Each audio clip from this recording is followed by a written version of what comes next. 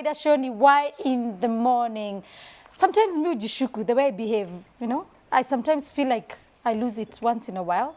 But you know what? It's the excitement of working in a youth station. It's just fun. We bring fun things, fun programming. I know you guys are from working out and now you're ready to see what we have next in the studio. And kama kawaida, I told you, we have a lot lined up for you and very exciting guests. And talking of exciting guests, is this guy I've met. And he was born and most of his life was in Korogosho area. And I know many of you will just go like, if I'm brought up in Korogosho, if I'm brought up in what part of the world, I would never make it. But this guy has totally broken the borders. He's made it, he's flying out and he's doing big, big things with you. And just to introduce the guy in a better way for you to understand, he's the person who's written this book. And the book is doing very well. And it's a very, very deep book, I must say, conversations about the youth in Kenya. And just a little about him is that he's an influential voice of African youth to policymakers.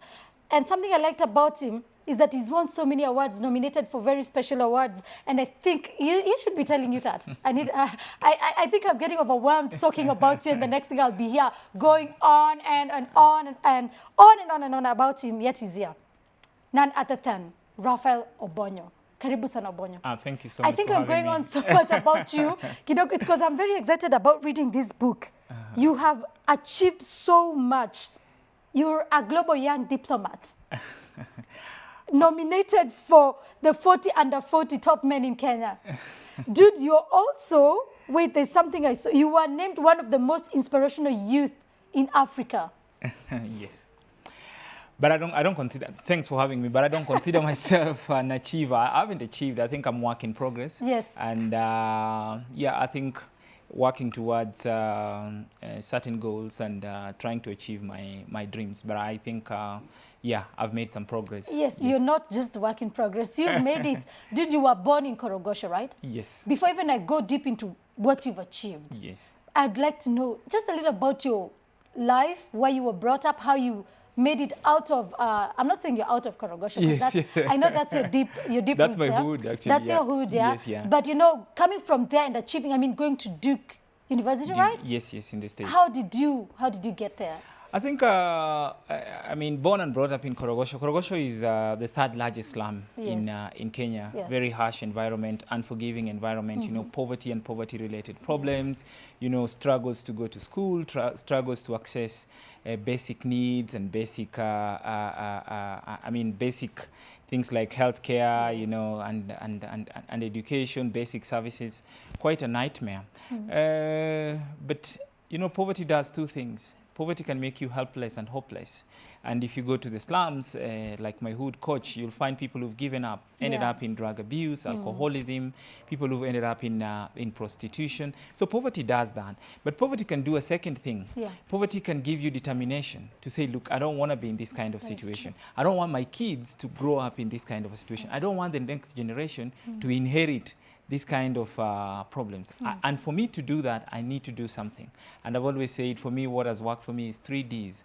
One is dream. You must dream wherever you are. You can be anything you want to be. You know, all these people that we see and consider great people, whether it is Barack Obama, whether it is our President Uhuru Kenyatta, it's because they dreamt of becoming what they are today. So you start with your dream. Absolutely. And I always have a certain dream that I want to achieve. The second thing is, a dream is a dream. If you don't wake up to follow up your dream, then it just remains that, a dream. If you dreamt that you are a millionaire and you never wake up to look for those millions, it's just but a dream. So determination is key, and that's always my second D. You need to work hard towards achieving your dream. Determination is power. And the third one is discipline. You achieve nothing without making certain sacrifices.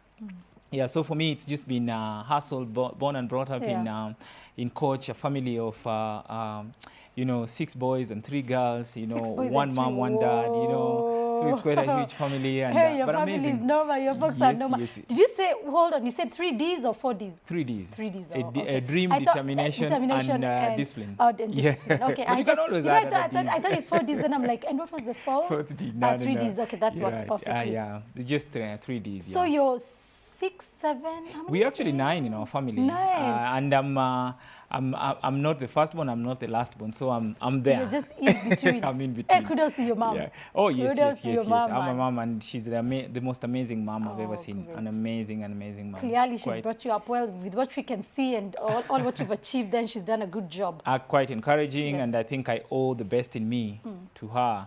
Anything bad in me, I think I got it from somewhere else. Right. But the best you see in me perhaps comes from her. That is beautiful. Yeah, yeah. So how was it challenging, coming from living in Koch, going to school and, trying to achieve what your dream is? Okay. First, my mom was and has always been a housewife. She stayed home, and occasionally she'll be a casual laborer in some of the factories in Babadogo. I went to Babadogo Primary School, by the way. And so my dad worked as at the cafeteria at the University of Nairobi at a sort of a subordinate staff. So providing for the family was quite a challenge, but very inspirational parents. Yes. I must say, even under very difficult situations and circumstances, they kept pushing us to be the best that you can ever be, and the little they had, they gave to us. So I had quite many challenges, growing up in terms of poverty and poverty-related problem. I remember, for example, in primary school, I was a top student. I was top in our school. Actually, in the division, they used to call it Kasarani division. But my dad could not afford to take me to high school, so he was even proposing that I should go to what they used to call Juakali, become a mechanic. And so it was a hassle. So I had to look for friends and well-wishers to mobilize resources. I missed my first selection, which was Mangu High School. It was a national school those days, but my dad could not afford, so I missed that. I ended up at Dagoretti, which was my second selection. But I really appreciate my time at Dagoretti, which was quite amazing. But even going there was just support from well-wishers, social services, and it's what I say, determination. Yes. Where there's a will, there's a way, So, and if you keep doing your best, something is going to give. So I went to Dagoretti High School, cleared Dagoretti High School, was called to University of Nairobi, where I did Bachelor of Commerce, That Finance. means you did very well in high school. Yes, I did fairly well. I was one of the top students there. You're just a clever chap, eh? I'm not sure I'm clever. I think it's just doing your best. No, you're just clever. You stop being, stop being nice. You're just a clever kid, and you're just getting lucky, eh? I think you have to work hard. There is no shortcut in this life. You could be clever anyway and miss out, yeah? Yes, you could be clever and just miss out, but you have to work hard and you have to remain focused. I saw it in Koch. The reason someone was just asking me, why do you wake up every day? And I told them, man, I grew up in poverty. Yeah. I know what poverty is. I didn't read it from books. Someone didn't tell me about it. I know what it costs you in terms of dignity, in terms of your ambitions. I know how it can suffocate people's dreams. And so every time I think I can slip back to that situation, whether it is poverty of resources or poverty of just mind, I always get so scared. So I have to work very, very, very, very hard.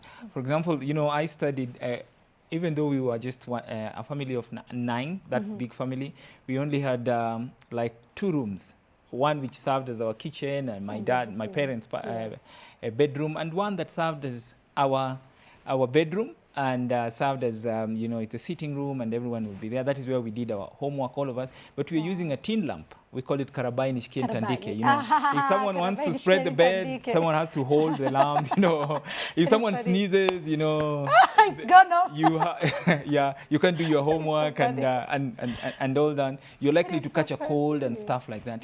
So that kind of an environment, like I say, it gives you determination to say, look, I don't want to be in this kind of a situation. When I went to high school, my dad could not. To primary school and even high school, my parents could not afford to buy me textbooks. I had to befriend the son of our class teacher. And that way I utilize, your things are mine. Wow. So I could utilize his textbooks, and that way I was able to benefit from what he had. And I think it's just... You have a story, you have a really deep story, and it seems like you came out of you have a story from Koch, and it's something that can encourage someone who's going through a similar problem. Not a problem. Yes, a challenge. Yeah, challenge, yes. So when you came to Nairobi University, did you join Nairobi University or you went direct to another campus?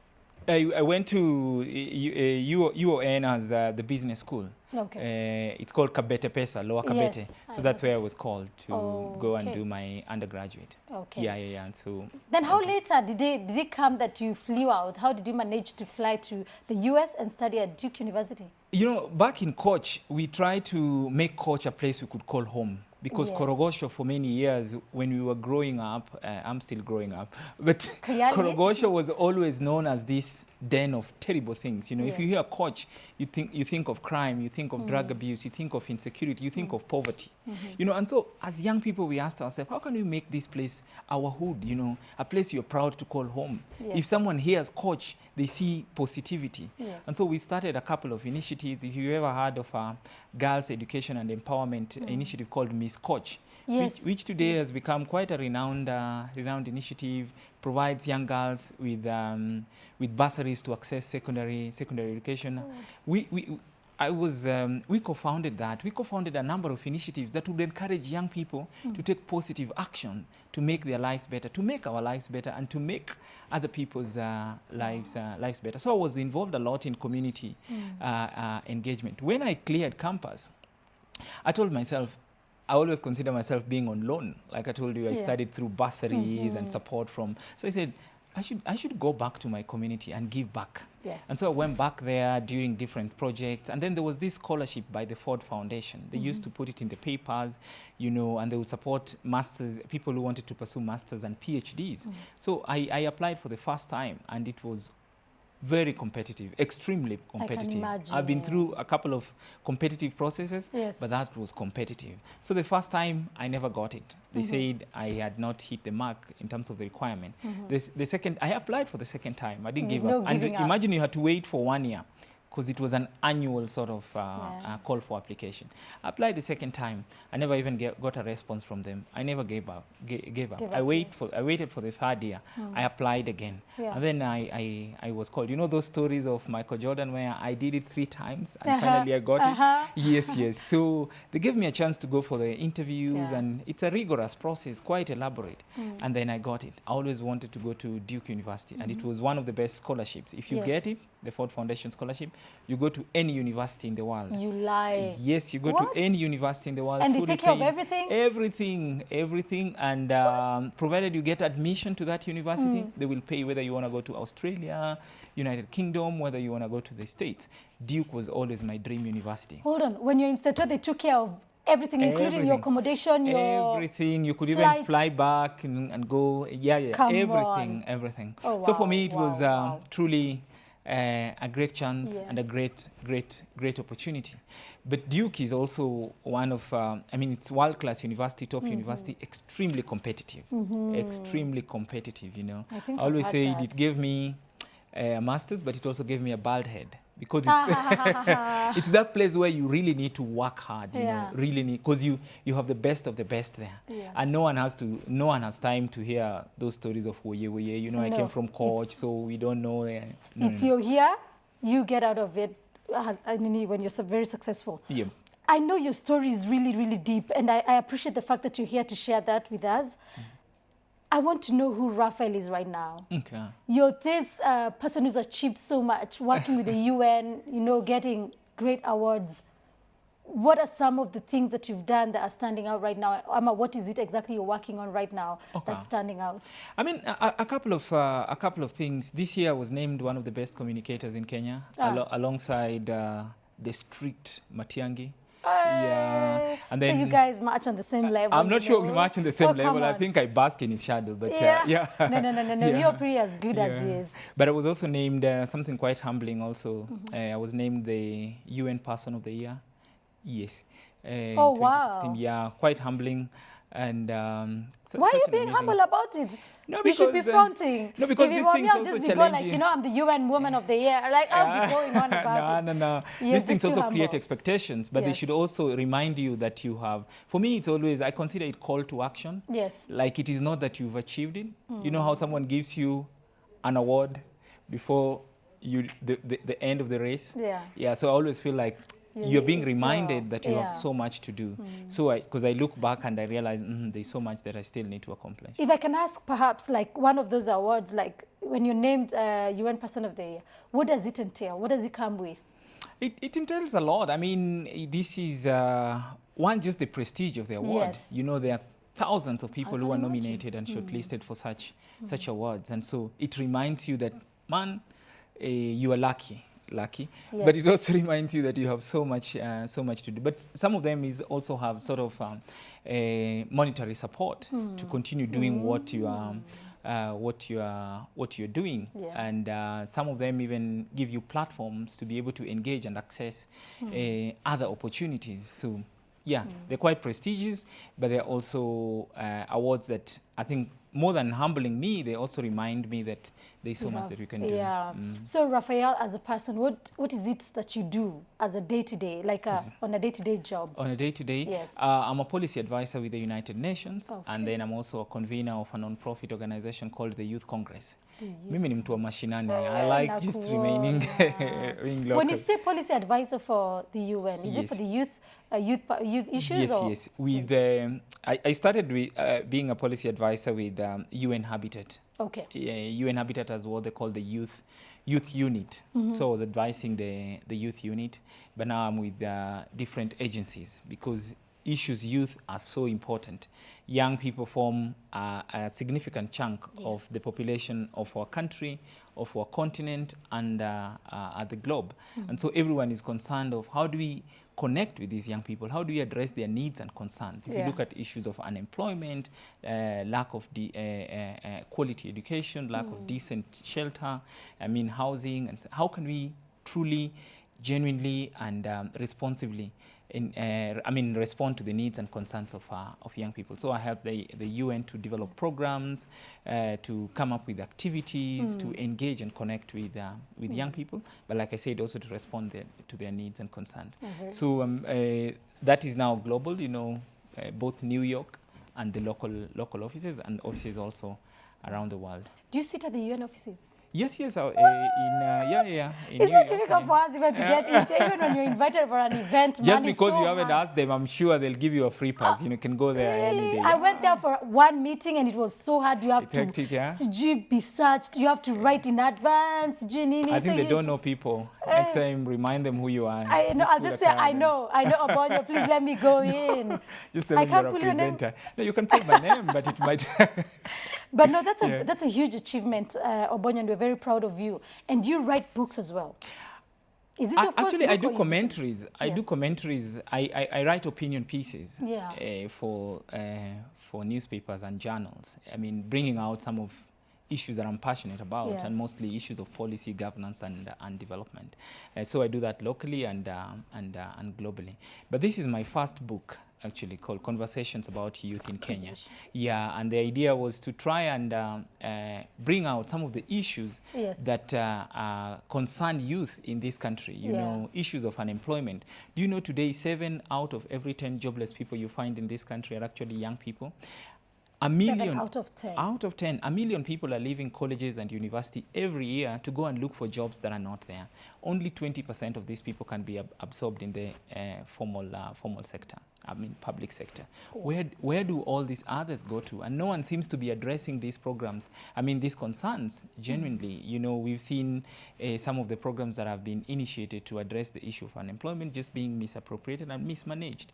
So how can we talk about this and advise on how best we can deal with these issues? The issue of constitution, you know, great promise for young people, you know, issues of devolution. So I discuss a number of things in that book, but largely related to youth in terms of how do we respond again to their needs and concerns. I know it's a book I'd really love to read, but now when you do such research and you know, like, you know, 7 out of 10 of youths are the ones, tunamaliza kampo, tunaenda wapi, and what are you guys doing about that, apart from, you know, just telling guys, you know, like what exactly is being done, what's the action?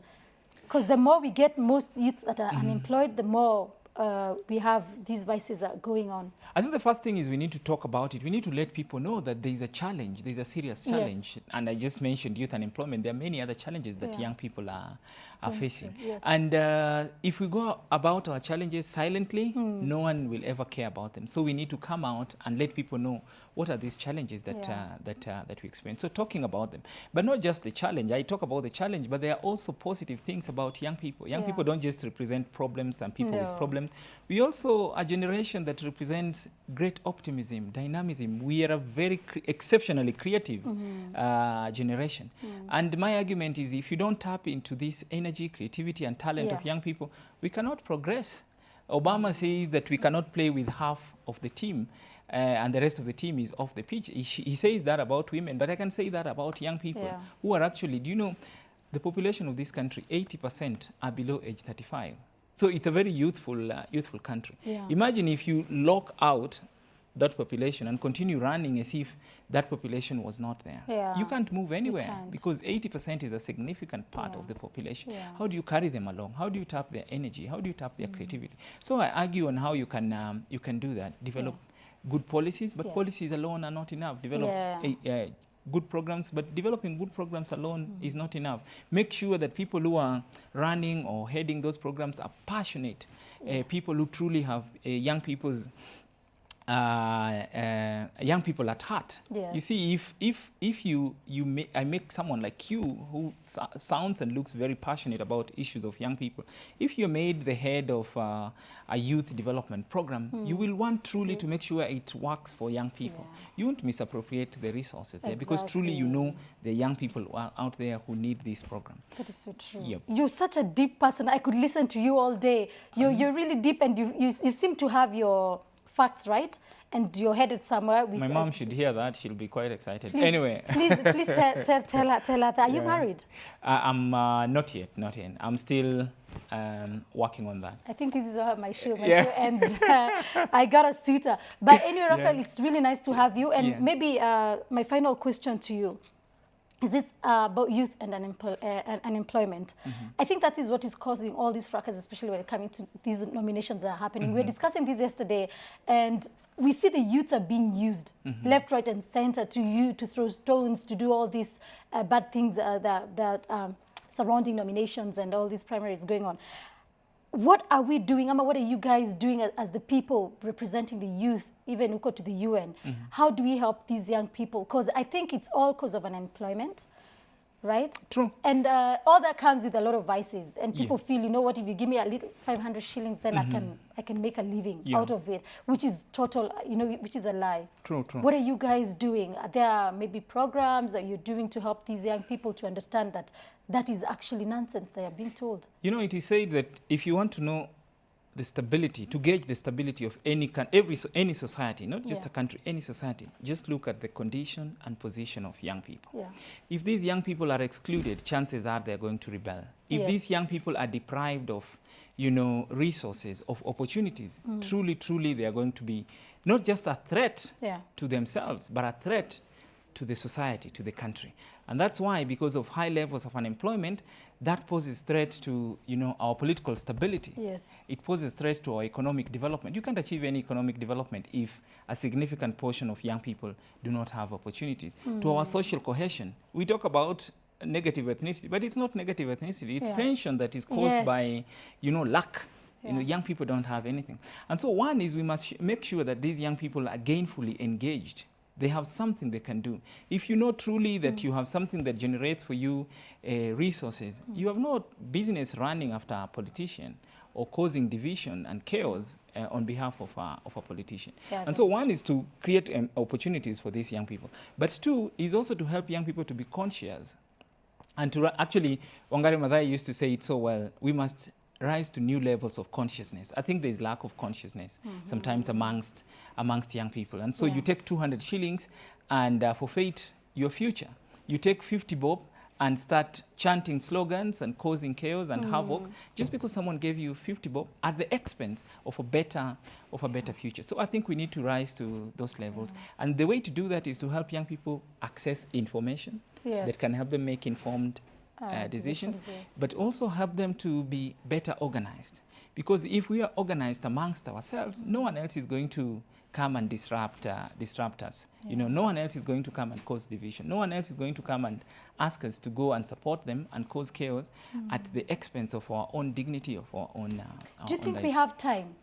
I mean, we have like less than 3 months to go to the main elections, and already we can see havoc during the nominations. Do you think we really have enough time to do all that to the youth? We don't have so much time, but with the little time that we have, I think we can do something. Okay. And I think time is essential, but time is not the only factor. Sometimes you can plan for forever, but when it comes to execution, you still fail.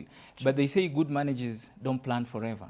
They plan and execute. So what I think our argument cannot be so much about lack of time. It can just be lack of proper preparation. So we need to get better prepared.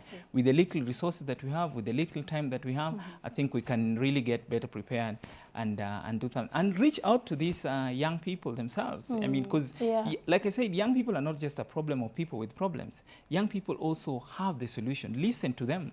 Don't just look at them as silent recipients. You know, we like talking down to these young people. But we don't know that they are the people who can resolve some of the challenges that they face. Wow. You've seen the voter apathy in this country. Targeting 9 million, we only get 3.9 million. Why? Because we do not know how to engage with young people. Yes. We tell them that your vote is your right. Yes, yes, but we need also to tell them how that connects to their daily challenges. You know, we need to also involve them in some of these processes. So for me, I think young people are a resource. We must tap into them in trying to resolve the problems that we face and we have in our country. There you have it. Raphael for president, yo. Oh, my God. You're very eloquent. Your vote, eh? Robert, you're very eloquent, and I like the way you speak. Thanks. Keep at it. And keep talking to the youth. Anytime you want to talk deeper, always welcome to Y254. That's what we do, pushing agendas. This is an amazing station, by the way. A station that just targets the youth. It's an amazing channel. I'm one of your fans, and I'll be one of your ambassadors. Asking young people to tune in. Youth. And all that content you have, you have a whole lot of knowledge. Bring it here. We'll share it to the young people, and I hope we can have change.